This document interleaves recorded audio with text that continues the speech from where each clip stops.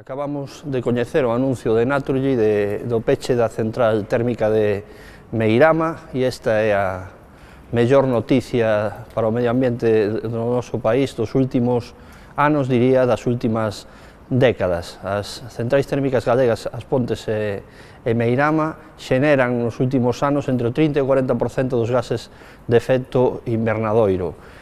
Só co peche da central térmica de Meirama redúcense a metade dos gases de efecto invernadeiro que xenera todo o sector do transporte neste país. Por lo tanto, nese aspecto é moi positivo e hai o problema do emprego das persoas que estaban traballando nesta central, pouco emprego que xeneran estas centrais térmicas, pero para o cal xa debía ter pensado e previsto solucións alternativas para que, de golpe, unha decisión dunha empresa privada non supoña un revés para os povos onde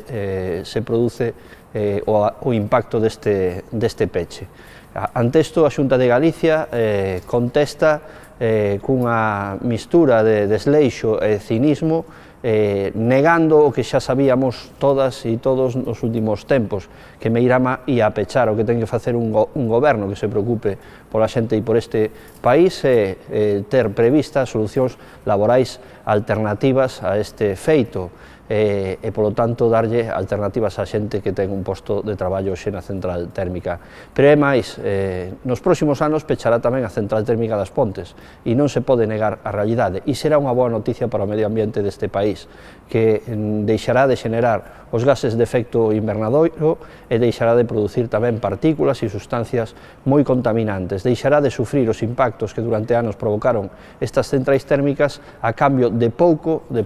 emprego e a cambio de ter unha electricidade aínda máis cara que no resto do Estado. Por lo tanto, o que temos que traballar é na transición enerxética, pasar non só ás enerxías renovables, sino pelexar porque a enerxía este nas más da xente e que estas enerxías renovables que se produzan no país estén ao servicio da xente e non das empresas, como está acontecendo co desplegue do plan eólico da Xunta de Galicia ao servicio das mesmas empresas que durante anos contaminaron este país. Por lo tanto, boa nova, que debía de ser unha boa nova completa se o goberno tivese traballado nestes anos nun plan alternativo ante o peche seguro das térmicas.